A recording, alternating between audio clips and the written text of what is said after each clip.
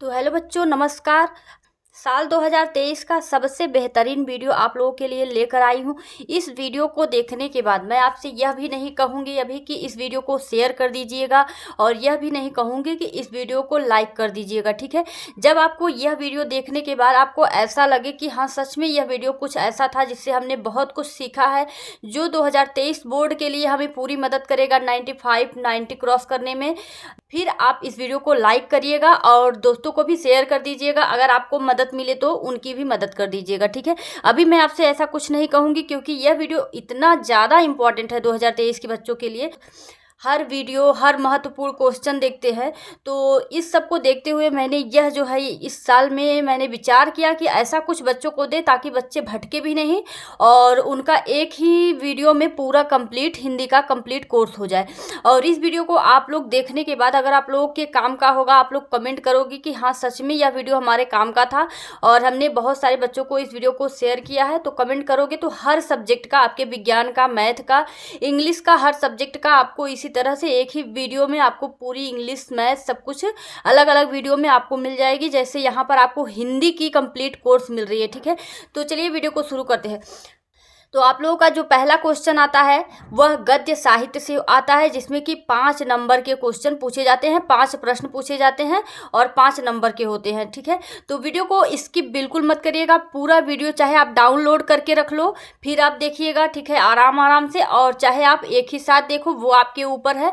जब आप डाउनलोड करके रखोगे तो थोड़ा थोड़ा करके देखोगे तो बेहतरीन रहेगा। चलिए आपको बताते हैं। सबसे पहले जो क्वेश्चन पूछा जाता है वह पूछा जाता है हिंदी गद्य साहित्य से, ठीक है। 5 नंबर के क्वेश्चन पूछे जाते हैं, जो कि मैंने यहाँ पर कुछ प्रश्न इंपॉर्टेंट लिए हैं, जिससे बाहर कुछ भी नहीं आने वाला है। जितने भी क्वेश्चन पूछे जाएंगे आपके सब इसी में से पूछे जाएंगे, ठीक है। तो 5 क्वेश्चन का देख लीजिए, उसके बाद सभी क्वेश्चन के मैं बारी बारी से पूरा ऐड करती जाऊँगी, ठीक। शुक्ल एवं शुक्लोत्तर युग, तो आप लोगों का जो गद्य का क्वेश्चन पूछा जाएगा वह शुक्ल और शुक्लोत्तर युग से पूछा जाएगा, ठीक है। मैंने यह अलग से पढ़ाया भी था आप लोगों को। तो शुक्ल और शुक्लोत्तर युग में तो पहला क्वेश्चन यहाँ पर आप देख सकते हो, शुक्ल एवं शुक्ल, यह जो है शुक्ल एवं शुक्लोत्तर युग है, जो कि गद्य साहित्य से पूछा जाता है। 5 क्वेश्चन पूछे जाते हैं, 5 नंबर आपको मिलेंगे। पहले 5 नंबर के जो गद्य साहित्य से क्वेश्चन बनते हैं उनको मैं आप लोगों को दे देती हूँ, उसके बाद आगे का जो क्वेश्चन बनता है उसको दूंगी। तो निम्नलिखित कथनों में से कोई एक कथन सही है, उसे पहचान कर लिखिए। और यहाँ पर जो आपको क्वेश्चन मिल रहे हैं ये सारे इम्पॉर्टेंट है, और 2023 में 100% गारंटी के साथ मैं कहती हूँ कि सारे क्वेश्चन में से ही पूछे जाए। अगर आपका इतना तैयार हो जाता है तो पूरी गारंटी है मेरी कि आप 90 क्रॉस करोगे, ठीक है। आप 90 क्रॉस करोगे। तो 90 क्रॉस करने के लिए आपको ये सारी चीज़ें जो इसमें दी गई हैं वह सब आपको याद होनी चाहिए, चाहे जैसे भी आपको तैयार होना चाहिए, ठीक है। चाहे आप नोट्स बना के याद करो, जैसे भी हो आपका तैयार होना चाहिए। और आप देख सकते हो इतने सन में आया हुआ है, 1-2 सन मैंने मिस्टेक से नहीं लिखा होगा, लेकिन ये सन में आया हुआ है, वो सब देखकर मैंने यहाँ पर क्वेश्चन लिया हुआ है। तो यहाँ पर 4 ऑप्शन दिए गए हैं। मुंशी प्रेमचंद एक कवि के रूप में प्रसिद्ध हैं और रामवृक्ष बेनीपुरी सरस्वती पत्रिका के संपादक थे। तो इसमें आपको देखना है कि जो सही ऑप्शन हो, ठीक है। रामवृक्ष बेनीपुरी सरस्वती पत्रिका के संपादक थे तो बिल्कुल नहीं थे, महावीर प्रसाद द्विवेदी थे, ठीक है। चिंतामणि आचार्य रामचंद्र शुक्ल का निबंध संग्रह है, बिल्कुल सही है, ठीक है। आपको उस पर टिक कर देना है, जो आपको सही ऑप्शन मिल जाए उस पर टिक। यहाँ पर आपको ये सही ऑप्शन मिल जाता है, ऐसे ही आपको क्वेश्चन करने हैं। तो चलिए दूसरा क्वेश्चन देखते हैं। निम्नलिखित कथनों में से कोई एक कथन सही सत्य है, उसे पहचान कर लिखिए। इसी तरह के क्वेश्चन 10th को पूछे जाते हैं, ठीक है। तो यहाँ पर देखिए 4 ऑप्शन दिए गए हैं। जयशंकर प्रसाद आलोचक के रूप में प्रसिद्ध हैं, आचार्य हजारी प्रसाद द्विवेदी निबंधकार के रूप में प्रसिद्ध हैं, आचार्य रामचंद्र शुक्ल कवि के रूप में प्रसिद्ध हैं। तो आचार्य हजारी प्रसाद द्विवेदी जो हैं वह एक निबंधकार के रूप में प्रसिद्ध हैं, यह ऑप्शन सही है, ठीक है। आगे का देखेंगे। उसके बाद तीसरा क्वेश्चन यहाँ पर देखिए, निम्न में से कोई एक कथन सही है, उसे पहचान कर लिखिए। तो रामवृक्ष बेनीपुरी सरस्वती पत्रिका के संपादक हैं, बिल्कुल नहीं।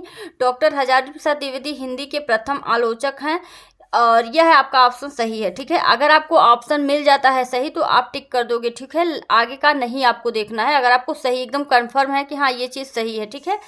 और कोई एक कथन सही है, उसे पहचान कर लिखिए। अगला क्वेश्चन, तो गुलाब राय प्रसिद्ध कवि थे, डॉक्टर लक्ष्मी सागर वार्ष्णेय प्रसिद्ध नाटककार थे, बिल्कुल नहीं। डॉक्टर भगवत शरण उपाध्याय इतिहास एवं पुरातत्व के विद्वान थे। यह बात बिल्कुल सही है।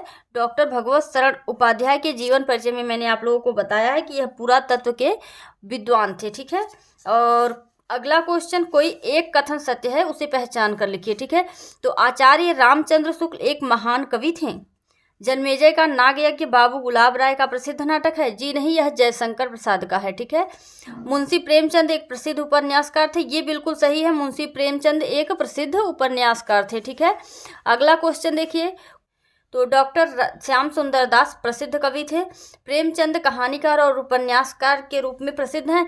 तो जी हाँ, प्रेमचंद एक कहानीकार और उपन्यासकार के रूप में प्रसिद्ध थे। यह बात बिल्कुल सही है। और यहाँ पर देखिए, कोई एक कथन सही है उसे पहचान कर लिखिए। कनुप्रिया धर्मवीर भारती का प्रसिद्ध उपन्यास है। हजारी प्रसाद द्विवेदी कवि एक कहानीकार हैं। बाबू गुलाब राय एक उपन्यासकार थे। प्रेमचंद एक कहानीकार एवं उपन्यासकार के रूप में प्रसिद्ध हैं। अभी आपने पढ़ा कि प्रेमचंद एक कहानीकार और उपन्यासकार के रूप में प्रसिद्ध हैं। अगला क्वेश्चन देखिए, गुलाब राय द्वारा रचित आत्मकथा कौन सी है? तो गुलाब राय द्वारा रचित आत्मकथा जो है वह है मेरी असफलताएं। बाबू गुलाब राय के द्वारा रची गई है और आत्मकथा इसकी विधा है। ठीक है, अगला क्वेश्चन जो है, हरिभाऊ उपाध्याय द्वारा रचित निबंध कौन सा है? तो साहित्यावलोकन जो है यह हरिभाऊ उपाध्याय के द्वारा लिखा गया निबंध है। ठीक है, सूरज का सातवां घोड़ा हिंदी साहित्य की कौन सी विधा है? यह बहुत इंपॉर्टेंट क्वेश्चन है। सूरज का सातवां घोड़ा हिंदी साहित्य की कौन सी विधा है? तो यह जो है उपन्यास विधा है और धर्मवीर भारती के द्वारा लिखी गई है। ठीक है, मुंशी सदा सुखलाल द्वारा रचित विधा है। तो मुंशी सदा सुखलाल के द्वारा रचित विधा सुख सागर है। ठीक है, अगला क्वेश्चन देखेंगे। अगला क्वेश्चन जो है, ममता कौन सी विधा है? तो ममता कौन सी विधा है? ममता जो है वह कहानी है। ठीक है, और यहाँ पर 4 ऑप्शन दिए गए हैं, लेकिन जो आपको सही रहेगा वही टिक करना है। ठीक है, अगला क्वेश्चन जो है, आवारा मसीहा के रचनाकार कौन है? तो महादेवी वर्मा की जयशंकर प्रसाद, विष्णु प्रभाकर, आचार्य रामचंद्र शुक्ल। तो आपको विष्णु प्रभाकर पर टिक करना है क्योंकि आवारा मसीहा के रचनाकार विष्णु प्रभाकर हैं। अथाह सागर कौन सी विधा है? तो अथाह सागर जो है वह कृति है। ठीक है, यानी कि कहानी। और अगला क्वेश्चन, एक घूंट किसकी रचना है?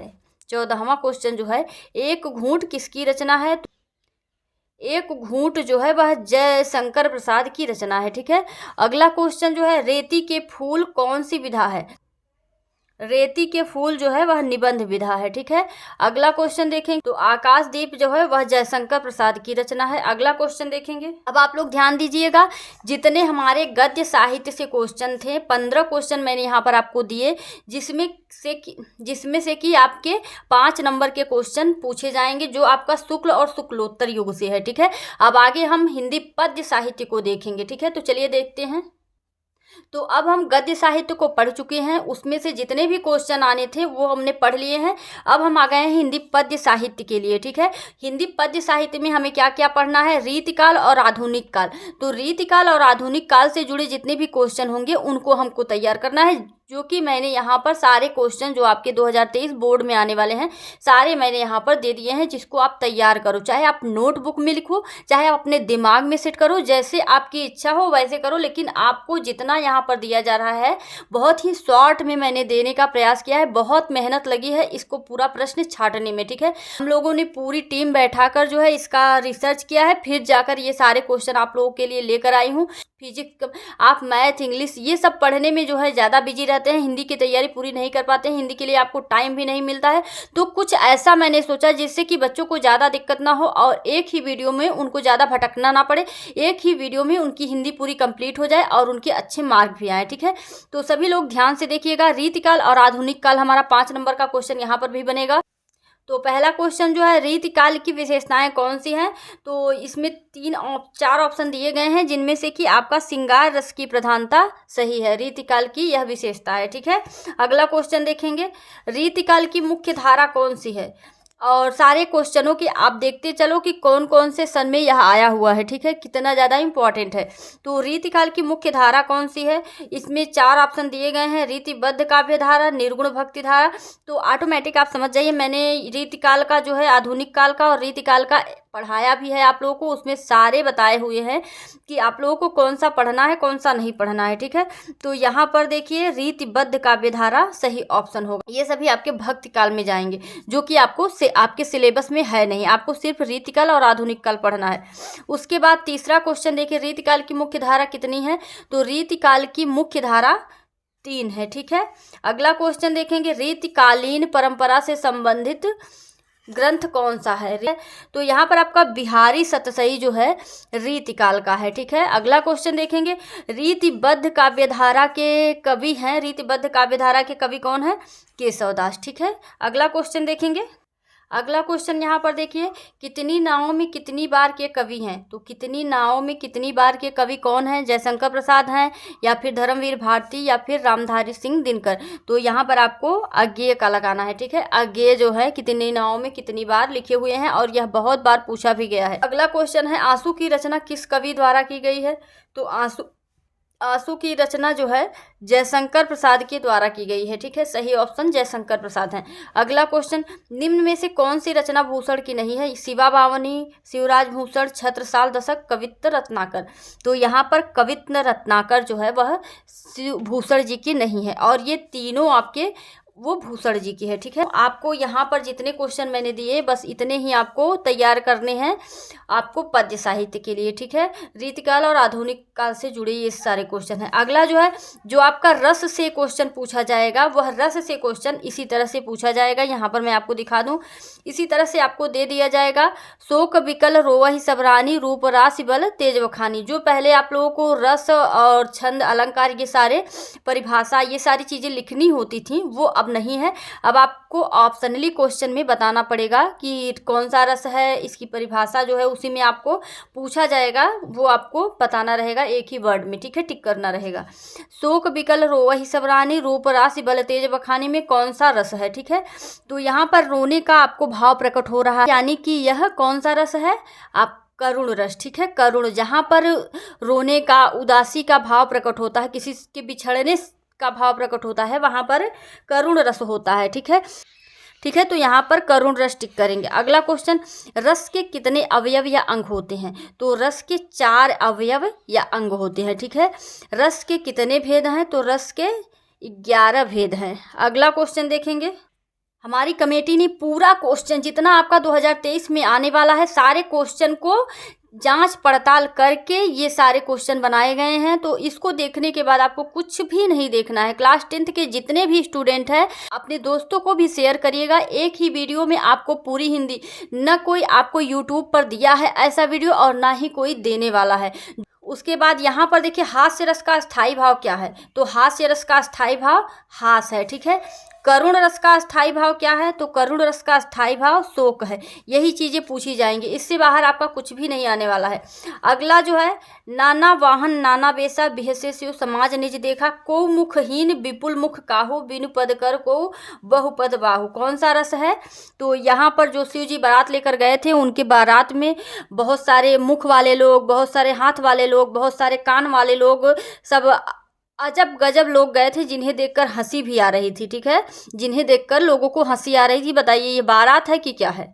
तो इस तरह से यहाँ पर क्या हुआ, यह हास्य रस हुआ। उन लोगों को देखकर हास्य का भाव उत्पन्न हो रहा था, तो यहाँ पर हास्य रस होगा, ठीक। उसके बाद अगला क्वेश्चन जो है, अभी तो मुकुट बधा था माथ, हुए कल ही हल्दी के हाथ, खुले भी न थे ब्लाज के बोल, खिले थे चुंबन सुने कपोल। तो यहाँ पर जो है आपका करुण रस होगा। क्यों? और एक मेन चीज़ मैं आप लोगों को बताना चाहूँगी, आप लोगों को कितना भी क्वेश्चन पूछा जाएगा, ठीक है, एक चीज़ याद रखिएगा, आपके सिलेबस में हास्य रस करुण रस है। तो ये ऑप्शन देकर आप ये मत समझिएगा कि पता नहीं रौद्र रस है या वीर रस है, ठीक है। आपको इसमें बिल्कुल वो नहीं होना है, आपका करुण रस हास्य रस है। क्लास 10th के बच्चे इतना ध्यान रखें, ठीक है, करुण रस हास्य रस, उससे बाहर कुछ नहीं आएगा। अगर यहाँ पर कुछ दिया हुआ है तो ये समझ जाइए कि ये हास्य रस होगा या फिर करुण रस होगा, ठीक है। आप ये सब ऑप्शन देखकर बिल्कुल ना घबराइएगा कि ये पता चला यहाँ से आ गया, तो ऐसा कुछ नहीं है। जो सिलेबस में दिया गया है बस वही से आएगा। अगला क्वेश्चन देखेंगे, तो यहाँ पर अब अलंकार से जो क्वेश्चन पूछे जाते हैं उनको देखेंगे। ऐसे ही मैं संधि और शब्द रूप धातु रूप सारे क्वेश्चन यहाँ पर ली हुई हैं। आगे आपको गद्यांश पद्यांश निबंध हर एक क्वेश्चन बताया जाएगा, ठीक है। बस आपको कंसिस्टेंसी से देखना है, ठीक है। उसके बाद देखिए अलंकार से जो क्वेश्चन पूछे जाएंगे, उपमा के कितने अंग होते हैं? उपमा के 4 अंग होते हैं, ठीक है। उपमा के कितने अंग होते हैं? 4 अंग होते हैं, ठीक है। इस तरह से क्वेश्चन पूछा जाएगा। दूसरा क्वेश्चन, सोहत ऊढ़े पीतपट श्याम सलोने गात मनहु नीलमणि शैल पर आतप पर्यो प्रभात, कौन सा अलंकार है? मैंने आप लोग को पहचानने का भी ट्रिक बताया है एक वीडियो में कि कैसे आप लोग उपमा, रूपक, उत्प्रेक्षा सभी को पहचानेंगे। तो उस वीडियो को आप लोग जरूर देखिएगा। लिंक जो है मैं डिस्क्रिप्शन में दे दूंगी, वहां से जाकर आप उस वीडियो को देख लीजिएगा, ताकि आपको पहचानने में कोई भी अलंकार आप देखते ही पहचान जाओगे, ठीक है। ऐसी ट्रिक वहां पर मैंने बताई हुई है। अगला देखिए, तो यहाँ पर सोहत ओढ़े पीठपट, यहाँ पर मनहु दिया हुआ है, आप देख सकते हो मनहु।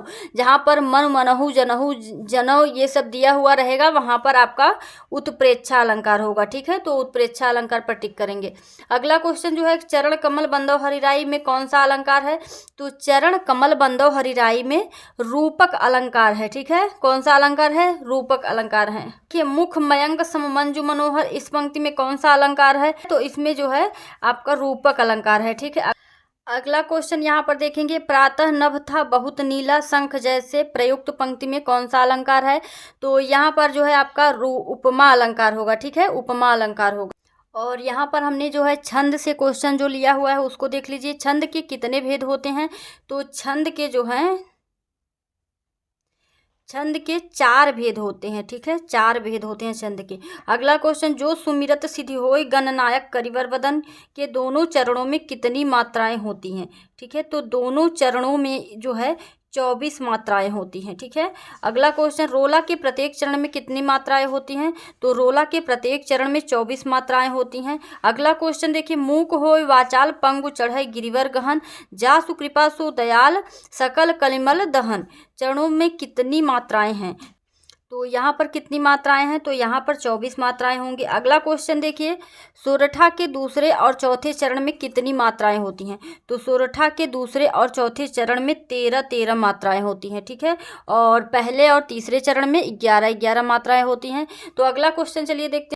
इस पर भी हमें 1 नंबर मिलेगा, ठीक है। बस इतने ही क्वेश्चन में से पूछा जाएगा और कुछ बाहर से पूछा नहीं जाएगा। अगला क्वेश्चन यहाँ पर आपको समास से लेना है, ठीक है। समास से भी मैंने 5 क्वेश्चन दिए हुए हैं, जिसमें से कि आपका पूछा जाएगा। बस इससे बाहर आपका कुछ भी नहीं आने वाला है। तो पहला क्वेश्चन है, सप्तऋषि में कौन सा समास है? ध्यान रखिएगा, सिलेबस से ही आएगा। आपके सिलेबस में द्वंद्व और द्विगु है, ठीक है। ज़्यादातर द्विगु समास है, तो द्वंद्व द्विगु आप दोनों पर ध्यान दीजिएगा, ठीक है। तो यहाँ पर देखिए, सप्तऋषि में कौन सा समास है? तो जो है जहाँ पर सप्त पंच, ठीक है, जहाँ पर समूह बनेगा वहाँ पर, यहाँ पर देखिए ऋषि, सप्तऋषि यानी 7 ऋषियों का समूह, ठीक है। तो वह आपका द्विगु समास हो जाएगा, ठीक है। अगला क्वेश्चन देखिए, चर और अचर में कौन सा समास है? तो चर और अचर में जो है द्वंद्व समास है, ठीक है। जहाँ पर इस तरह के क्वेश्चन होंगे, जैसे माता और पिता, स्त्री पुरुष, यह सब जो है द्वंद्व समास होंगे। और अब आप बता सकते हो कि जल थल में कौन सा समास है? आराम से बता सकते हो कि द्वंद्व समास है, ठीक है। त्रिभुवन में कौन सा समास है? बहुत ही आसानी के साथ बता सकते हो, क्योंकि त्रि लगा हुआ है। त्रि का अर्थ 3 होता है, 3 भुवनों का समूह यहाँ पर, ठीक है। तो यह हो जाएगा द्विगु समास, ठीक है। अगला क्वेश्चन, पंचपात्र में कौन सा समास है? अब आशा करती हूँ कि आप लोग आसानी के साथ सारे क्वेश्चन के आंसर दे दोगे, ठीक है। जहाँ पर आपको गिनती मिलेगी वहाँ पर द्विगु समास हो जाएगा, जहाँ पर आपको माइनस मिलेगा, ठीक है, और करके बराबर का अनुभव होगा, वहाँ पर द्वंद्व समास होगा। जैसे स्त्री पुरुष, भाई बहन, माता पिता, ये सब द्वंद्व समास है, ठीक है। तो पंचपात्र में कौन सा समास है? पंचपात्र में द्विगु समास है, ठीक है। अगला क्वेश्चन, चतुष्पदी में कौन सा समास है? तो चतुष्पदी में द्विगु समास है। चतु यानी 4 पैरों वाला, ठीक है। चतुष्पदी में कौन सा समास है? तो द्विगु समास। अगला क्वेश्चन हमारा उपसर्ग और प्रत्यय से है, ठीक है। आप समास से भी आपको 1 नंबर मिलेगा, समास से क्वेश्चन पूछा जाएगा। उपसर्ग और प्रत्यय से भी क्वेश्चन पूछा जाएगा, 1 नंबर मिलेगा, ठीक है। और यहाँ पर आपको बस इतना ही जो आप देख रहे हो ऊपर में, बस इतना ही आपके सिलेबस में है।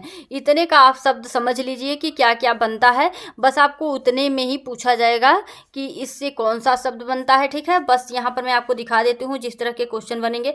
परिक्रमा में कौन सा उपसर्ग है? तो यहाँ पर आप देख सकते हो प्रमाक्र, तो उपसर्ग कौन सा है?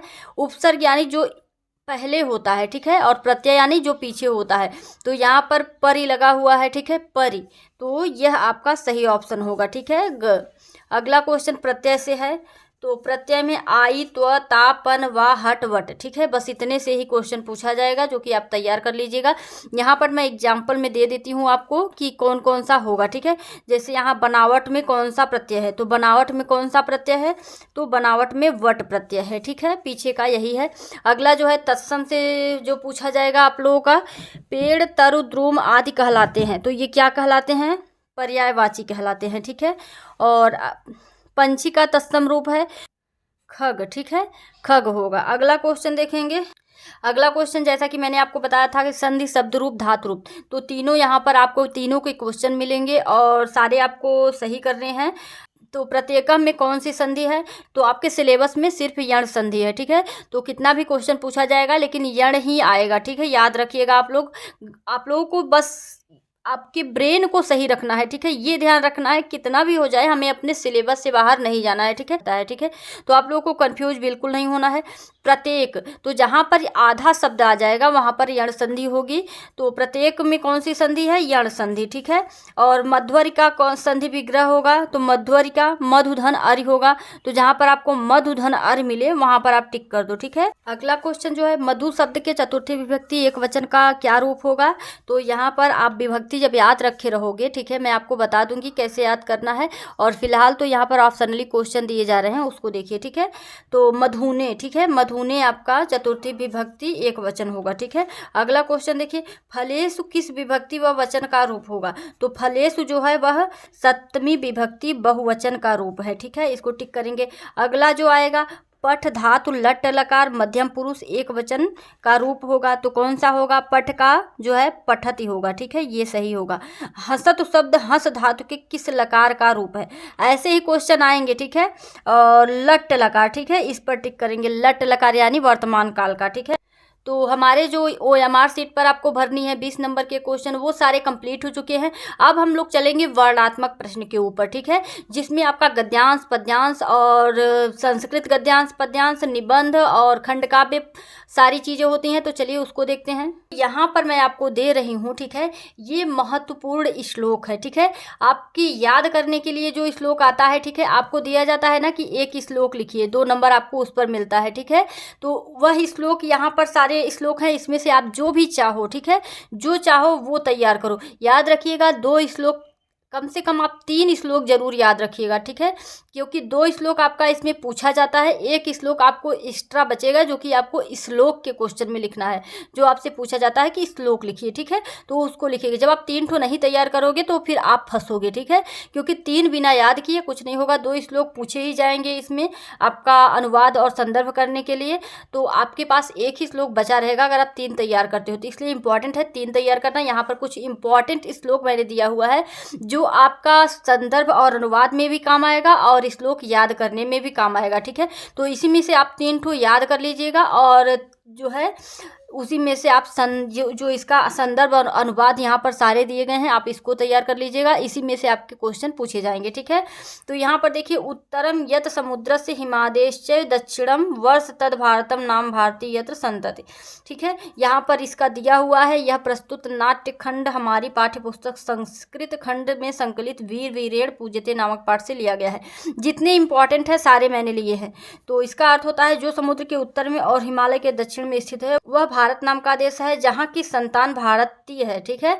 उसके बाद देखिए, हतो वा प्राप्त स्वर्ग जित्वा वा भोक्ष से महिम निराशी निर्नमो भूत्वा युद्धस्व विगत जबर, ठीक है, ये आप देख सकते हो कितना इंपॉर्टेंट है, ठीक है। तो 3 आपको तैयार करना है, यहाँ पर सारे आप देख सकते हो। इसका अनुवाद है, यदि तुम मर गए तो स्वर्ग को प्राप्त करोगे और यदि जीत गए तो पृथ्वी के सुख का भोग करोगे, इसलिए इच्छा मोह संताप रहित होकर युद्ध करो।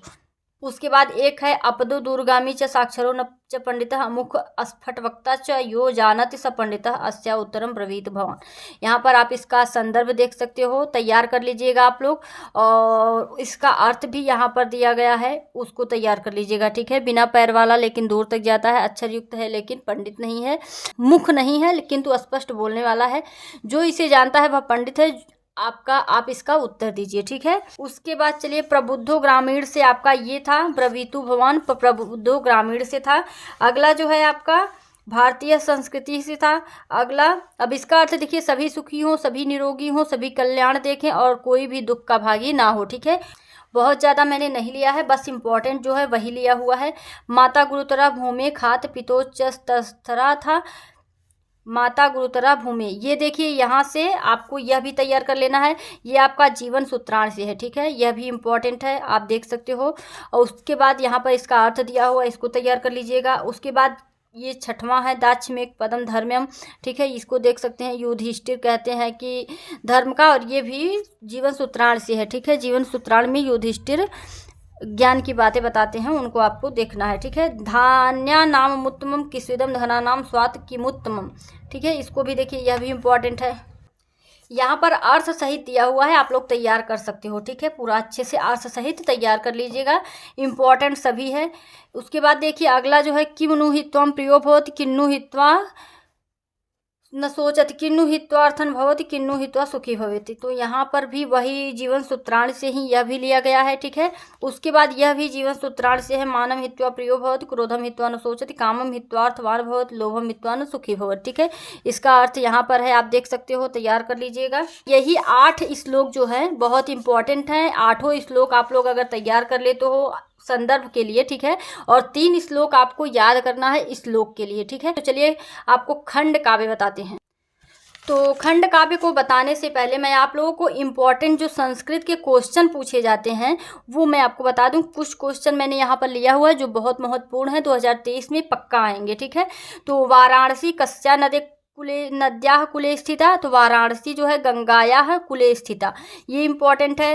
वाराणसी कस्या भाषायां केंद्र स्थलम अस्ति, तो वाराणसी संस्कृतम भाषायाश्च केंद्र स्थलम अस्ति। और देख सकते हो आप कितने सन में आया हुआ है। तो ये जो यहाँ पर क्वेश्चन दिया हुआ है, इससे बाहर आप कई साल के क्वेश्चन पेपर उठाकर देख लो, इससे बाहर आपका कोई क्वेश्चन पूछा ही नहीं जाता है, ठीक है। बस इसी के अंदर में सारे क्वेश्चन पूछे जाएंगे। उसके बाद वाराणसी केशाम संगम स्थली अस्ति, वाराणसी नगरी विविध धर्माणाम संगम स्थली अस्ति। कुत्र मरणम मंगलम भवति, सबको पता है कि वाराणस्या मरणम मंगलम भवति, वाराणसी में मरना मंगलमय होता है, ठीक है। उसके बाद अलछेन्द्र कह आसित, अलछेन्द्र कौन था, तो अलछेन्द्र यवन राजा आसित। वीर केन पूज्यते, वीर वेरेण पूज्यते, ठीक है। बहुत ही सिंपल से क्वेश्चन पूछे जाते हैं, लेकिन आप लोगों को याद नहीं रहते हैं, आते नहीं रहते हैं। तो चंद्रशेखर कह आसित, चंद्रशेखर एक प्रसिद्ध क्रांतिकारी देशभक्ति आसित, ठीक है। भारतीय संस्कृति कीदृशी अस्ति, तो भारतीय संस्कृति सदा गतिशीला वर्तते, ठीक है। इस तरह से लिखना है। और कुछ क्वेश्चन और है, उसको देख लीजिए। बस इतने ही क्वेश्चन आप लोग तैयार कर लीजिएगा, 2023 में फोड़ के आओगे, ठीक है। 100% की गारंटी लेती हूँ कि आप लोग इस वीडियो को पूरा देखिएगा और इसी तरह से बस इतना ही तैयारी करिएगा, आप फोड़ के नहीं आना तो बोलना। उसके बाद अगला क्वेश्चन देखिए, आतुरस्य मित्रम किम अस्ति, तो भिषक आतुरस्य मित्रम अस्ति। भूमे गुरुतरा किम अस्ति, माता भूमे गुरुतरा अस्ति। अगला क्वेश्चन, वातात शीघ्रतरम किम अस्ति, मनः वातात शीघ्रतरम अस्ति।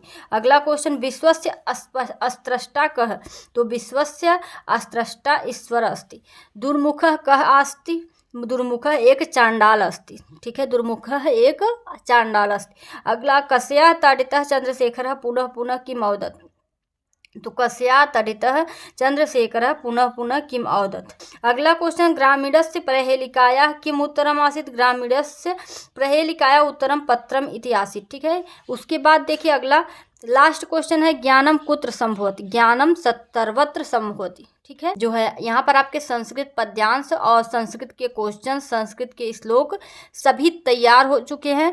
अब आपका बचा हुआ है संस्कृत गद्यांश और निबंध और खंड काव्य, ठीक है। तो तीनों मैं आप लोगों को करा देती हूँ। चलिए आपका संस्कृत गद्यांश सबसे पहले देख लेते हैं, उसके बाद आगे देखेंगे, ठीक है। तो इसी तरह से पेपर में जो है आपको इसी तरह से क्वेश्चन दिया जाएगा। ये वाराणसी नहीं लिखा हुआ होगा, यहाँ पर मैंने वाराणसी लिख दिया है, लेकिन आपका वाराणसी सुविख्याता प्राचीन नगरी इयं विमल सलिल तरंगाया गंगाया कुले स्थिता अस्या घट्टानां वलयाकृति पंक्ति धवलाया चंद्रिका या बहुराजते अगणिता पर्यटका सुदरेभ नित्यम अत्र आन्ति अस्या घट्टानांच शोभाम विलोक्यम इमाम बहु प्रशंसन्ति। ठीक है, ये क्वेश्चन आप देख सकते हो कितना इंपॉर्टेंट है। तो चलिए इसको कैसे लिखना है ये देख लीजिए आप लोग। सबसे पहले आपको, ठीक है, जैसा कि मैंने आपको बताया था उसमें वाराणसी, यहाँ पर वाराणसी सुविख्याता डैश डैश डैश लास्ट लिखोगे बहु प्रशंसन्ति। ठीक है, उसके बाद लिखना शुरू करोगे, संदर्भ डालोगे, संदर्भ में आपको लिखना है। इसके लिए आपको 7 नंबर मिल रहे हैं। ठीक है, बहुत ज़्यादा नंबर है, मेहनत भी ज़्यादा नहीं है। ठीक है, प्रस्तुत गद्यांश हमारी पाठ्य पुस्तक संस्कृत खंड में संकलित वाराणसी नामक पाठ से लिया गया है। ठीक है, इसको याद कर लो आप। ठीक है, कोई भी आपका आता है, जब आप इसको याद करोगे तो कोई भी आपका आता है गद्यांश, तो आपको सिर्फ यहाँ चेंज करना है और ये आपका वही रहेगा, सिर्फ यहाँ आपको चेंज करना है। ठीक है, वाराणसी की जगह जो भी रहेगा, जीवन सत्राणी वीर वीरेण पूजते जो भी रहेगा उसको आपको यहाँ पर लगाना है और सारी चीज़ें ऐसी ही रहेंगी। उसके बाद अनुवाद देखिए, तो अनुवाद आपको इस तरीके से करना है, इसको आप लोग देख लीजिए और तैयार कर लीजिएगा। ठीक है, अगला जो है यहाँ पर आप 2023 के लिए महत्वपूर्ण पद्यांश देख लीजिए। मैं यहाँ पर पद्यांश आपको पूरा करके दिखाऊंगी कैसे करना है, उसके बाद इंपॉर्टेंट पद्यांश सारे दे दूंगी जो कि आप तैयार कर लीजिएगा। ठीक है, पूरे पद्यांश को तैयार करिएगा, ज़्यादा पद्यांश नहीं दिया है मैंने, जो इम्पॉर्टेंट है, बहुत ज़्यादा इम्पॉर्टेंट है, 100% आने के चांस हैं, उन्हीं को मैंने दिया हुआ है यहाँ पर।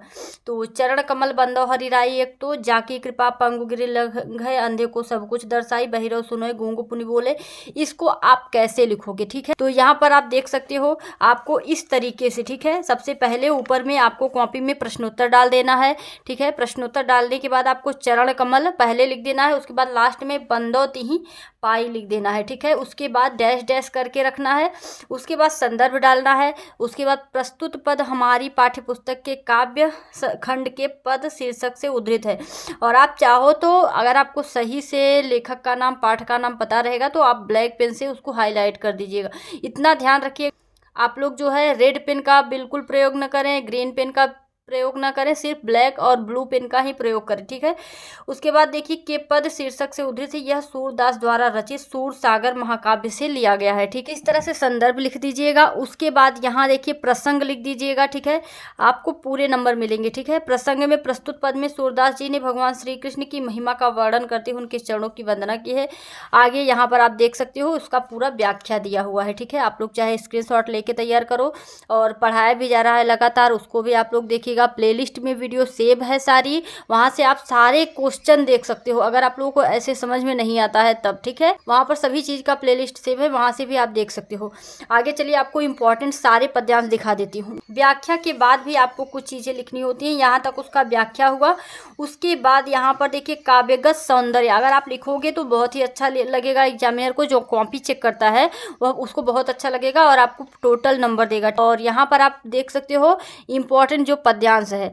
ठीक है, तो कुछ इंपॉर्टेंट पद्यांश हैं उनको देख लीजिए, उनको आप लोग तैयार कर लीजिएगा। ठीक है, एक तो ये हो गया आपका, देख लीजिए ध्यान से, अविगत गति कछ कहत न आवे जो गूंगे मीठे फल को रस, ये आपका इसी से है। ठीक है, सूरदास के द्वारा ही लिखा गया है, सूर सागर से लिया गया है। ठीक है, पद से लिया गया है। उसके बाद इसको देख लीजिए, पद्यांश 3 हो गया। ठीक है, किलकत कान घुटुरवन यावन मणिमय कनक नंद कयागन बिंब बिंब पकड़बे धावत कबहु निरखी हरियाप छाह कौ, यह भी जो है सूर सागर के द्वारा ही लिखा गया है। ठीक है, सूरदास द्वारा ही लिखा गया है। ठीक है, इसको भी लिखिए, याद कर लीजिएगा, तैयार कर लीजिएगा, इसको भी तैयार कर लीजिएगा। अगला जो है ऊधो मन न भय 10-20 एक हुतो सो गए सामसंग कौ राधा इस इंद्री शिथल भई केशव बिन, इन सबको मैं आपको पूरा बताऊंगी, अच्छे से इसकी जो है व्याख्या कराऊंगी। आप लोग उस क्लास को जरूर लीजिएगा। इंपॉर्टेंट पद्यांश का जो क्लास मैं लूँगी उसमें यही सारे जो है पद्यांश लेकर आप लोगों को बताऊंगी, क्योंकि ये सारे इंपॉर्टेंट हैं और इससे बाहर कुछ भी आने वाला नहीं, तो मैं आगे और कुछ नहीं बताऊंगी। ठीक है, इन्हीं को आपको अच्छे से तैयार कराऊंगी। और ऊधो मोहि ब्रज बिसरत नाही। ठीक है, अगला है ऊधो मोहि ब्रज बिसरत नाही, यह भी आपके सूरदास के द्वारा ही लिखा गया है। और यह ऊधो मोहि ब्रज बिसरत नाही, यह भी सूरदास के ही द्वारा लिखा गया है, सूर सागर और पद से ही है। और अगला पद्यांश देखिए, ये आपका वन पथ पर से लिया गया है, जिसको लिखने वाले तुलसीदास जी हैं, ठीक है। और आप देख सकते हो 2020, 18, 14, 12 आगे का पहले का नहीं लिखा हुआ है, ठीक है। इतने में भी पूछा गया है, ठीक है। 2022 में भी आया है, पेपर उठाकर देखोगे तो आपको समझ में आ जाएगा, ठीक है। वन पथ पर से, और वन पथ पर ही यह भी है, सुन सुंदर बैन सुधारस सान सयानी है जानकी जानी भली तिरछी करी नयन दय सैन तीन है समुझाए कछु मुस्काई चली, ठीक है। यह भी आपका 2022 में आया हुआ है, इसको भी आप उठाकर पेपर उठाकर देखिएगा, आपको समझ में आ जाएगा। और लगातार आपको model paper, previous year paper, सारे क्वेश्चन पेपर हल कराए जा रहे हैं, तो उस वीडियो को भी देखें और चैनल को सब्सक्राइब जरूर करें, ताकि आप लोगों को हर एक वीडियो मिलती रहे, आप लोगों की हिंदी की कंप्लीट तैयारी हो और सभी सब्जेक्ट के इंपॉर्टेंट क्वेश्चन मिल जाएं। और आप लोग जब ज़्यादा से ज़्यादा इस वीडियो को शेयर करोगे तो मैं आप लोगों के लिए विज्ञान, सामाजिक विज्ञान, हर एक सब्जेक्ट का आपका इस तरह का एक ही वीडियो में सारे जो है सब्जेक्ट कंप्लीट करूँगी, ठीक है। तो उसको आप लोगों के ऊपर है, जितना ज़्यादा इसको ले जाओगे उतना ज़्यादा आपको हर सब्जेक्ट एक ही वीडियो में मिलेगा, ठीक है। तो अगला देखिए, मोर पखा सिर रखी ऊपर रखियो गुंज की माल गरे पहिरोंगी ओढ़ पीताम्बर लय लकुटी, ये आपका कविता रस खान से है, ठीक है। उसके बाद बिहारी सतसही ये आपका भक्ति से है, ठीक है। बिहारी सतसही ने लिखा हुआ है, भक्ति से मेरी भव आधा हरो राधा नागर सोई जातन की झाई परे श्याम हरिद्युति होई। अगला जो है आपका स्वदेश प्रेम से है, राम नरेश त्रिपाठी के द्वारा लिखा गया है। निर्भय स्वागत करो मृत्यु का, मृत्यु एक है विश्राम स्थल, जीव जहाँ से फिर चलता है धारण कर नव जीवन संबल, मृत्यु एक सत्या है जिसमें श्रम से कातर जीव नहाकर, इसको तैयार कर लीजिएगा। और सच्चा प्रेम वही है जिसकी तृप्त, यह भी आपका स्वदेश प्रेम से ही है और राम नरेश त्रिपाठी इसके लेखक हैं, ठीक है। तो इसको भी तैयार कर लीजिए। उसके बाद यहाँ पर जीवन परिचय देख लीजिए, जो इम्पोर्टेंट जीवन परिचय है, जैसा कि मैंने आप लोगों को बताया था कि सिर्फ आप लोग 2 जीवन परिचय तैयार कर लो, आप लोगों को और कुछ भी नहीं करना है। 2 आप लेखक का जीवन परिचय तैयार कर लो, 2 कवि का जीवन परिचय तैयार कर लो। तो यहाँ पर मैं आपको 2 कवियों का जीवन परिचय, 2 लेखकों का जीवन परिचय दे रही हूँ, उसको अच्छे से देखो। और आप लोग चाहे नोट्स कॉपी में लिखो, जैसे भी आपसे याद हो सकता है याद कर लीजिए, जैसे भी हो, बस आपको ऐसा करना है कि आप बोर्ड एग्जाम में ऐसा ही लिख कर आओ, ठीक है। तो यहाँ पर देख सकते हो, क्योंकि यह कितना इंपॉर्टेंट है, हर साल मेरे हिसाब से कोई भी ऐसा साल नहीं गया है जब यह आया ना हो, ठीक है। तो इसको अच्छे से तैयार करो। सबसे पहले जीवन परिचय लिखना है। जयशंकर प्रसाद का जन्म काशी में सुंगरी साहू नाम से प्रचलित एक वैश्य परिवार में हुआ था।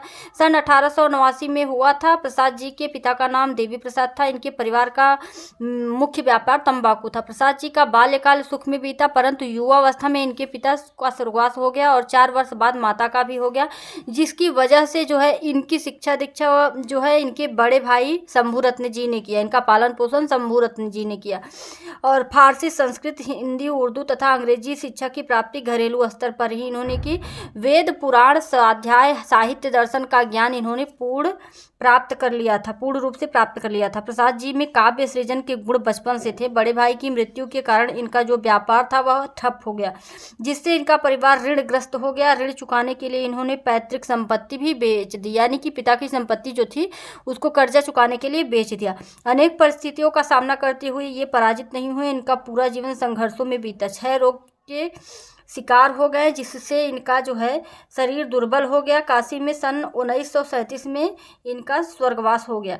अब देखिए, आपको कृति लिखनी है, ठीक है। कृति आपको सिर्फ एक पूछा जाता है ना, उनकी 2 कृति 1 कृति, बस आपको जो फेमस कृति होती हैं उसको आपको लिखना है। जैसे यहाँ पर मैंने इनकी प्रमुख रचनाएं कामायनी और आंसू लिखा हुआ है, ठीक है। बस ऐसे ही लिखना, क्योंकि यह जो है ममता पाठ से लिया गया है और जयशंकर प्रसाद इसके लेखक हैं। तो आपको इस तरीके से लिखना है। रेखांकित अंश की व्याख्या कीजिए, ठीक है। आपको 3 क्वेश्चन जो पूछे जाते हैं, एक तो आपका लेखक और आपका पाठ का नाम पूछता है, संदर्भ जिसको कहा जाता है, तो संदर्भ आप इस तरह से लिखोगे। उसके बाद आपका पूछा जाता है रेखांकित अंश की व्याख्या, ठीक है। तो रेखांकित अंश की व्याख्या आपको इस तरीके से करना है, जहाँ से जहाँ तक आपको व्याख्या कहा रहेगा, जहाँ से अंडरलाइन खींची गई रहेगी उसको आपको करना है, ठीक है। और उसके बाद यहाँ पर देखोगे तीसरा क्वेश्चन, चूड़ामणि ने ममता के लिए जो शेरशाह से रिश्वत के लिए अगला क्वेश्चन जो पूछा गया रहेगा उसको करोगे, ठीक है। 3 क्वेश्चन पूछे जाएंगे और आपको 6 नंबर दिए जाएंगे, ठीक है, इसके लिए। और अगर आप इस तरीके से सारे क्वेश्चन करते हो जैसे यहाँ पर किया हुआ है तो आपको पूरे नंबर मिलेंगे, एक भी नंबर आपका कटेगा नहीं, ठीक है। तो आइए डॉक्टर राजेंद्र प्रसाद का भी देख लेते हैं। तो यहाँ पर डॉक्टर राजेंद्र प्रसाद का आप देख सकते हो कितना इम्पोर्टेंट है यहाँ पर। तो जीवन परिचय आप लोग लिखोगे। उसके बाद प्रतिभा संपन्न साहित्यकार और सफल राजनीतिक डॉक्टर राजेंद्र प्रसाद का जन्म सन 1884 ईस्वी में बिहार राज्य के छपरा जिले के जीरादेई नामक स्थान पर हुआ था। इनके पिता का नाम महादेव सहाय था और इन्होंने कलकत्ता विश्वविद्यालय से एमए और एलएलबी लॉ कानून की डिग्री की परीक्षा पास की। ये परीक्षा में सदैव प्रथम की श्रेणी में रहे हैं और मुजफ्फरपुर में कुछ अध्यापन कार्य करने के बाद इन्होंने सन 1911 में 1920 तक 1911 से 1920 तक कलकत्ता और पटना में वकालत का कार्य किया। ये गांधी जी के आदर्शों और सिद्धांतों से बहुत प्रभावित थे। 1917 में इन्होंने चंपारण आंदोलन में भाग लिया और पूर्ण रूप से वकालत छोड़कर स्वतंत्रता संग्राम में लग गए। ये कई बार जेल गए। 3 बार ये भारतीय राष्ट्रीय कांग्रेस में सभापति रहे। इनके जीवन का मूल मंत्र था सादा जीवन उच्च विचार। आपको इसी तरह से हाईलाइट करना है ब्लैक पेन से, ठीक है। इनकी ईमानदारी निष्पक्षता को देखकर इन्हें भारत का प्रथम राष्ट्रपति नियुक्त किया गया और 1952 में जो है 1952 से 1962 तक ये गद्दी पर आसीन रहे। 1962 में इन्हें भारत रत्न की उपाधि से सुशोभित किया गया। आजीवन हिंदी राष्ट्र की सेवा करने वाले डॉक्टर राजेंद्र प्रसाद जी का 1963 में स्वर्गवास हो गया, ठीक है।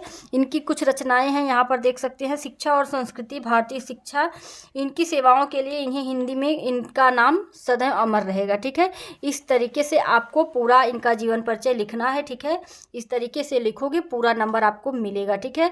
तो 2 लेखकों का जीवन परिचय मैंने आपको दे दिया है। 2 लेखकों का तैयार कर लीजिए। एक और दे देती हूँ आपको, अगर आपका मन हो तो 3 तैयार कर लीजिएगा, ठीक है। पर आचार्य रामचंद्र शुक्ल का जीवन परिचय मैं आपको दिखा रही हूँ।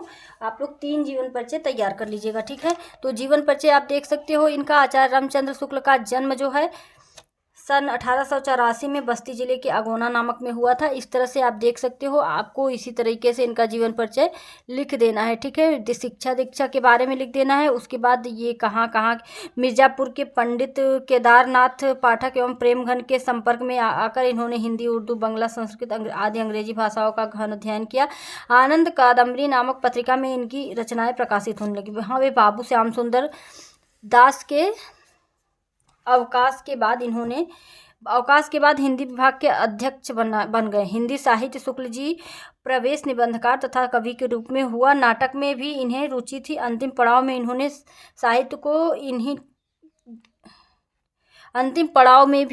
साहित्य को नहीं छोड़ा और ये इस महापुरुष का स्वर्गवास सन 1941 में हो गया, ठीक है। इनकी जो है मुख्य रचना रसमीमांसा, हिंदी साहित्य का इतिहास, ठीक है। मुख्य रचना कौन कौन सी? रसमीमांसा, हिंदी साहित्य का इतिहास, ठीक है। तो यहाँ पर आपने रामचंद्र शुक्ल का भी जीवन परिचय देख लिया। अब हम कवियों का जीवन परिचय देखेंगे।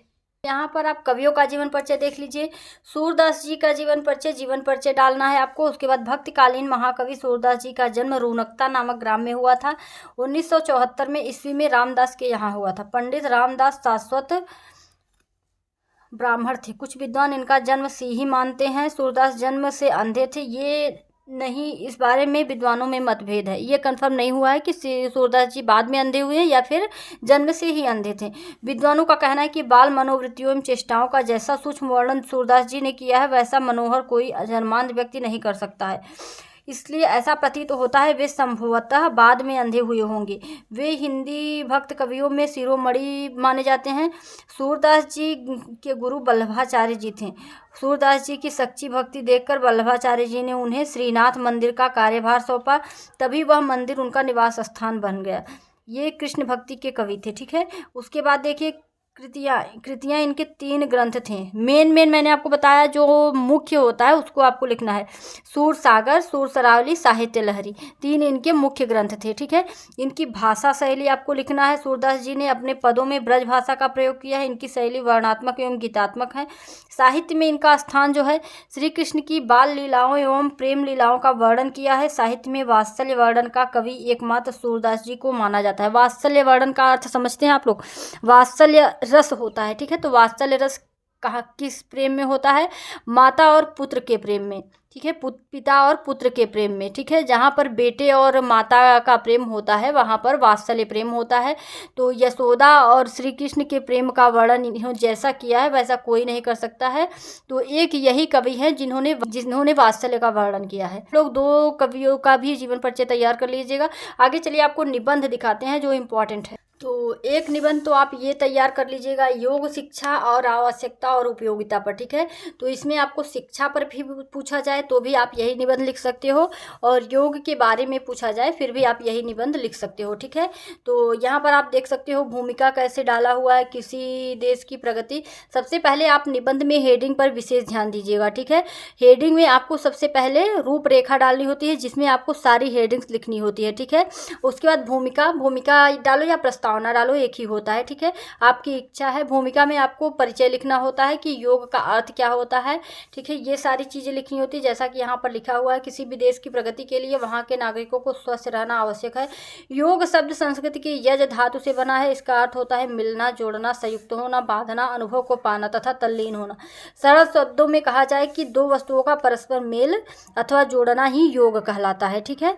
तो यहाँ पर आप देख सकते हो, इस तरह से मैं दिखा देती हूँ, आप बस इतना तैयार कर लीजिएगा, इसी तरीके से आपको लिखना है, ठीक है। उसके बाद आपको महर्षि पतंजलि के अनुसार जो कहा गया है योगश्चित वृत्ति निरोध है, ये आप लिख सकते हो, ठीक है। इस तरीके से अगर लिखोगे तो पूरे के पूरे 9 नंबर आपको मिलेंगे, ठीक है। योग का इस टाइम पे बहुत प्रचलन है तो योग का निबंध आपका पूछा ही जाएगा, ठीक है। योग पर, योग का शिक्षा में महत्व, यह भी आपको बताना है। तो यहाँ पर जो मैंने लिखा हुआ है बहुत ही छाट काट कर यहाँ पर लिया हुआ है, आप लोग तैयार कर लो। उसके बाद अगली हेडिंग है शिक्षा में योग की आवश्यकता। शिक्षा में योग की किस तरह से आवश्यकता है, यहाँ पर मैंने लिखा हुआ वर्तमान समय में छात्रों में पठन पाठन के प्रति उदासीनता देखी जा रही है, बच्चे पढ़ नहीं पा रहे हैं, ठीक है। जिसका मुख्य कारण उनका स्वस्थ रहना है, ठीक है। माना जाता है कि स्वस्थ शरीर में स्वस्थ मस्तिष्क का निवास होता है। जब आपका शरीर स्वस्थ रहेगा तो आपका मस्तिष्क ऑटोमेटिक स्वस्थ रहेगा। तो योग से छात्रों के रोगों का निदान होगा, इसलिए विद्यालयों में योग शिक्षा की वृद्धि हुई है। योग से केवल छात्र के शरीर को ही नहीं बल्कि उनके दिमाग को भी बलशाली और जागरूक बनाया जा सकता है। योग शिक्षा के लाभ क्या क्या हैं, तो वह हमारे शरीर में मानसिक स्वास्थ्य के लिए लाभदायक है। यह हमारे मन और आत्मा के बीच संतुलन बनाए रखता है। यह शरीर में जोड़ों और तनाव से भी छुटकारा दिलाता है। योग शिक्षा की उपयोगिता तभी सबके समझ में आएगी जब स्कूलों और कॉलेजों में विशिष्ट सब्जेक्ट के रूप में योग को रखा जाएगा, ठीक है। तभी सबके समझ में आएगा। छात्रों के मानसिक स्वास्थ्य को बढ़ाने के लिए साथ साथ उनकी एकाग्रता को भी बढ़ाना है, जिससे उनकी अध्ययन अध्यापन की क्रिया को सरल बनाई जा सके। उसके बाद देखिए योग शिक्षा की उपयोगिता, तो यहाँ पर योग शिक्षा की उपयोगिता दिया हुआ है, इसको आप नोट कर लो। लास्ट में हमारा होता है उपसंहार, ठीक है। उपसंहार यहाँ पर दिया हुआ है, उसको देख लो। इस तरीके से आपको हर एक निबंध, ठीक है, हर एक निबंध आपको इसी तरीके से लिखना है। मैं अगला इंपॉर्टेंट निबंध आपको दिखा देती हूँ, उस तरह से लिखिएगा, ठीक। तो एक निबंध आपको योग शिक्षा पर तैयार कर लेना है, दूसरा निबंध आपको प्रदूषण एक अभिशाप, इस पर तैयार कर लेना है, ठीक है। और इस तरह से देख सकते हैं आप भूमिका लिखना है, ठीक है। उसके बाद मध्य का जो हेडिंग्स होता है उसको लिखना है। हेडिंग्स बहुत इंपॉर्टेंट है, हेडिंग्स अच्छे से लिखिएगा। बीच में आप कुछ भी अगर अपने मन से भी ऐड करते हो, ऐसा नहीं कि गाना ऐड करो, सॉन्ग ऐड करो, ये सब नहीं है, ठीक है। आप योग से रिलेटेड जिस चीज़ के बारे में लिख रहे हो, जैसे यहाँ पर प्रदूषण के बारे में लिख रहे हो तो प्रदूषण को ऐड करना है, ठीक है। इस तरह से यहाँ पर देख सकते हो प्रदूषण का अर्थ है वायुमंडल या वातावरण का दूषित होना। पृथ्वी पर जीवित होना जीवों के लिए संतुलित वातावरण की आवश्यकता होती है, जिसमें हर तत्व निश्चित मात्रा में उपस्थित रहता है। यदि इनमें से किसी में भी जरा सा असंतुलन आ जाए तो वातावरण विषैला हो जाता है। उसके बाद यहाँ पर प्रदूषण के प्रकार और कारण लिखना है। प्रदूषण 3 प्रकार के होते हैं, ध्वनि प्रदूषण, जल प्रदूषण और वायु प्रदूषण, ठीक है। इस तरह से यहाँ पर लिखना है। उसके बाद यहाँ पर आप देख सकते हो कि प्रदूषण मुख्यतः नदियों, समुद्रों, जलाशयों में, उद्योगों यानी कि जो जल से उत्पन्न होने वाले प्रदूषण हैं उनके लिए दिया गया है। उसके बाद जो वायु से प्रदूषित होते हैं उनके लिए दिया हुआ। दूषित जल के मिलने से होता है, वह दूषित जल में रसायनों की अधिकता कई गंभीर बीमारियों को जन्म देती है। वायु प्रदूषण उद्योगों की चिमनियों से निकलने वाली जहरीले धुएं, सड़कों पर चलने वाली वाहनों से निकलने वाले धुएं के कारण होता है। विकास की अंधी दौड़ के कारण वनों की बेरहमी से कटाई भी वायु प्रदूषण को बढ़ाने में सहायता कर रही है।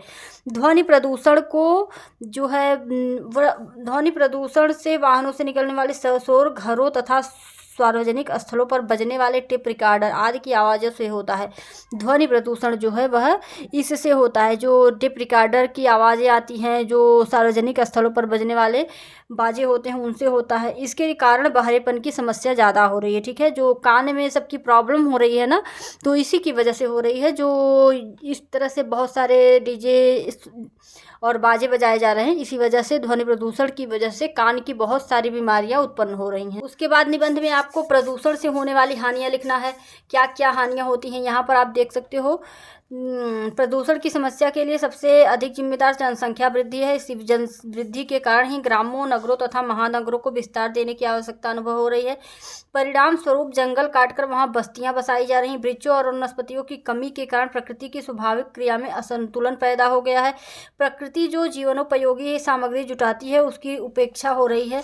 प्रकृति का स्वास्थ्य वातावरण दूषित हो गया है। यही पर्यावरण की सबसे बड़ी समस्या है। कारखानों के साथ ही वाहनों तथा मशीनों से उत्पन्न होने वाला शोर ध्वनि प्रदूषण को जन्म देता है, जिससे मानसिक तनाव और श्रवण दोष तथा कान के अन्य कई रोग उत्पन्न होते हैं।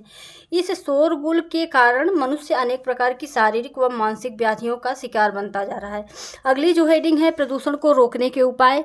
तो प्रदूषण को रोकने के लिए हम क्या क्या कर सकते हैं, आप चाहो तो अपने तरफ से भी यहाँ पर ऐड कर सकते हो, ठीक है। क्योंकि देखिए, निबंध दिया जाता है अपने विचार को प्रकट करने के लिए। जो टीचर्स होते हैं वो आपके विचार जानना चाहते हैं कि इस बारे में आपके विचार क्या हैं, ठीक है। निबंध ऐसा नहीं है कि आप बुक देखो उसको लिखो, ठीक है। तो आपको अपने विचार प्रकट करने होते हैं, तो आप अपनी तरफ से भी कुछ ऐड कर सकते हो इसमें। उसके बाद देखिए, प्रदूषण को रोकने के उपाय। तो समय रहते ही हमें प्रदूषण से बचने के उपाय कर लेने चाहिए, जिससे आने वाली पीढ़ियों को इसके खतरों से बचाया जा सके। इसके लिए जनसंख्या को नियंत्रित करना होगा। कारखानों के कचरे को नदियों में बहने से रोकना होगा। पेट्रोल में मिलाए जाने वाले शीशे की मात्रा कम करनी होगी। जो पेट्रोल में शीशे मिलाए जाते हैं उनकी मात्रा कम करनी होगी। वृक्षारोपण पर जोर देना होगा। वृक्षारोपण पर जोर देना होगा, जैसे कि हमारी सरकार आजकल कर रही है, वृक्षारोपण पर जोर दे रही है। लगातार वृक्ष लगवाए जा रहे हैं, सभी कार्य किए जा रहे हैं। उसके बाद उसी में कुछ यहाँ पर ऊर्जा के गैर पारस्परिक स्रोतों की खोज करनी पड़ेगी। अत्यधिक प्रदूषण फैलाने वाले कारखानों, वाहनों आदि पर प्रतिबंध लगाना पड़ेगा। यदि प्रकृति पर मनुष्य की निर्भरता तो समाप्त नहीं की जा सकती है, किंतु प्राकृतिक संसाधनों का उपयोग करते समय हमें इस बात का ध्यान रखना पड़ेगा कि इसका प्रतिकूल प्रभाव पर्यावरण पर ना पड़े। इसके लिए हमें उद्योगों की संख्या, यहाँ से आप देख सकते हो, लगाने की संख्या में पेड़ों को अनगिनत संख्या में पेड़ों को लगाने की आवश्यकता है, ठीक है। उसके बाद उपसंहार में आपको निष्कर्ष लिखना होता है, ठीक है। चाहे जो भी निबंध लिख रहे हो उसमें आपका जो है उपसंहार और प्रस्तावना, ठीक है, 2 हेडिंग्स इंपॉर्टेंट है। स्टार्टिंग में आपको भूमिका या प्रस्तावना लिखना होता है, लास्ट में आपको उपसंहार लिखना होता है, ठीक है। उपसंहार आप निचोड़ बताओगे कि इसमें निष्कर्ष क्या निकला, आखिर इस चीज़ का पूरा निकालते हुए हमें इसका निष्कर्ष क्या मिला, ठीक है। तो जैसा कि यहाँ पर पर्यावरण प्रदूषण का निष्कर्ष लिखा हुआ मैंने। यद्यपि सरकारी स्तर पर पर्यावरण को सही रखने तथा प्रदूषण को रोकने के कई उपाय किए जा रहे हैं, लेकिन प्रदूषण तक नहीं रुक सकेगा। प्रदूषण तब तक नहीं रुक सकेगा जब तक यह जन जन का आंदोलन न बन जाए। वस्तुतः पर्यावरण प्रदूषण एक वैश्विक समस्या है, जिससे निपटना वैश्विक स्तर पर ही संभव है, किंतु इसके लिए प्रयास स्थानीय स्तर पर भी किए जाने चाहिए। संतुलित एवं शुद्ध पर्यावरण के बिना मानव का जीवन कष्टमय हो जाएगा। हमारा अस्तित्व एवं जीवन गुणवत्ता एक स्वास्थ्य प्राकृतिक पर्यावरण पर निर्भर है। विकास हमारे लिए आवश्यक है और इसके लिए प्राकृतिक संसाधनों का दोहन आवश्यक है, किंतु ऐसा करते समय हमें इस बात का ध्यान रखना होगा कि इससे पर्यावरण को किसी प्रकार का नुकसान न हो। पृथ्वी के बढ़ते ताप क्रम को नियंत्रित कर जलवायु परिवर्तन को कम करने के लिए देसी तकनीकों से बने उत्पादों का उत्पादन तथा उपयोग जरूरी है, ठीक है। तो यहाँ पर हमने आपको निबंध भी बता दिया कि आपको कौन कौन सा निबंध है। अब आपको खंड काव्य के बारे में बता दूं, तो खंड काव्य आपको जिले के अनुसार करना होता है। आपके जिले में जो भी खंड काव्य चलता हो उस खंड काव्य को आपको तैयार करना होगा। इसीलिए मैं यहाँ पर कोई भी खंड काव्य नहीं दे रही हूँ कि खंड काव्य आपके जिले में कौन सारे खंड काव्य मैं एक ही वीडियो में दूंगी, तो वीडियो बहुत ज़्यादा 5-6 घंटे का चला जाएगा, ठीक है। तो खंड काव्य आपको नहीं दे रही हूँ, लेकिन खंड काव्य अलग अलग लोगों का अलग अलग वीडियो में मैं दूंगी। सारे खंड काव्य आपको कराए जाएंगे। आप चाहे जिस जिला के हों उसको पता कर लीजिएगा, आप वो खंड काव्य करिएगा।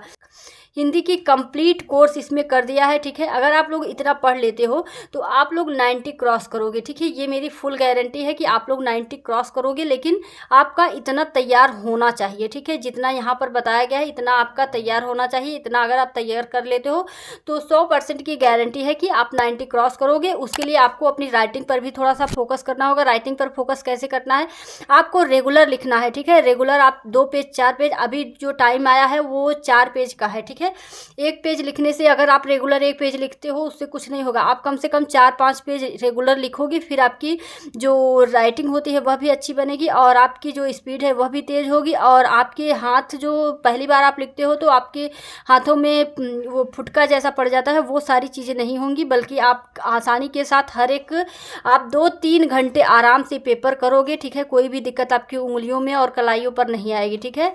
तो और एक निबंध है इम्पॉर्टेंट, जिसको आप तैयार कर लेना, बेरोजगारी की समस्या, ठीक है। इसको भी आप तैयार कर लीजिएगा क्योंकि यह भी इम्पॉर्टेंट है। आशा करती हूँ आप लोगों को वीडियो काफ़ी पसंद आया होगा। अगर वीडियो अच्छा लगा है तो लाइक कर दीजिए और अपने दोस्तों को भी शेयर कर दीजिएगा, ताकि उनको भी एक ही वीडियो में हिंदी की कंप्लीट कोर्स मिल जाए। और अगर आपको सभी सब्जेक्ट के वीडियो चाहिए इस तरह से, एक ही वीडियो में पूरा विज्ञान, एक ही वीडियो में पूरी इंग्लिश, तो आप लोगों को इस वीडियो को ज़्यादा से ज़्यादा शेयर करना होगा। अगर यह वीडियो ज़्यादा से ज़्यादा जाएगा, ज़्यादा से ज़्यादा व्यूज आएंगे, ज़्यादा से ज़्यादा लाइक आएगा, तो मैं आप लोगों को विज्ञान का, इंग्लिश का, मैथ का, सभी का एक ही वीडियो में कंप्लीट कोर्स कराऊंगी, ठीक है। तो इसके लिए आपको 15 जनवरी तक का टाइम देती हूँ। अगर आप 15 जनवरी तक इस वीडियो को ज़्यादा से ज़्यादा शेयर कर देते हो और ज़्यादा से ज़्यादा लाइक आ जाते हैं तो मैं आप लोगों को 16 जनवरी को एक विषय का 2-3 दिन में कंप्लीट कर दूंगी, ठीक है। क्योंकि मेरे पास सारे सब्जेक्ट के जो हैं इस तरह से रखे हुए हैं कंप्लीट कोर्स। लेकिन आप लोगों को जब पसंद आए, आप लोग इससे संतुष्ट हो, जब मुझे यह समझ में आ जाए कि आप लोग वीडियो से कुछ सीख रहे हो, तो फिर मैं आप लोगों को उस तरह का वीडियो दूंगी। तो चलिए मिलते हैं नेक्स्ट वीडियो में। धन्यवाद।